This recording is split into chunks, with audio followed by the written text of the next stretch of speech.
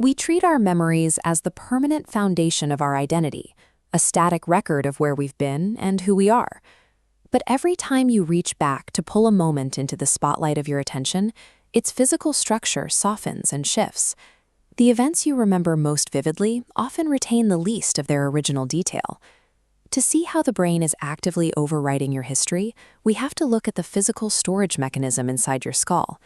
Identity is built on a shifting foundation of living tissue, leaving the truth of the past vulnerable to the present. The brain operates on a scale of 86 billion neurons, communicating through hundreds of trillions of synaptic connections.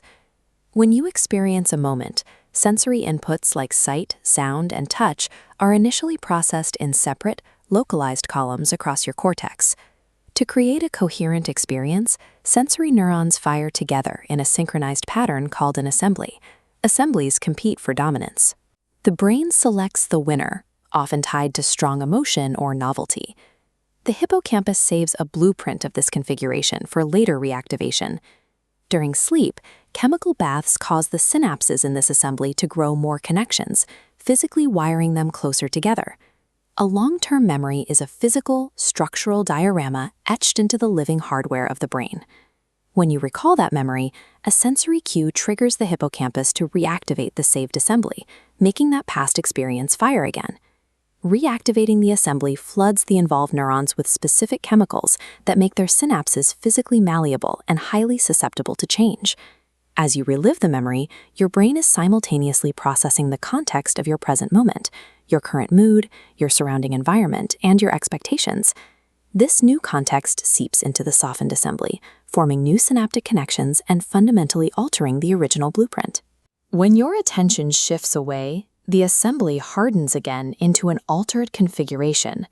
The act of remembering is an act of editing. The brain updates the past to fit the narrative of the present. The memory system is designed as an adaptive learning tool rather than a historical archive, allowing us to incorporate new information as we grow. While it's unsettling to realize our personal lore is shifting, this biological flexibility serves a purpose.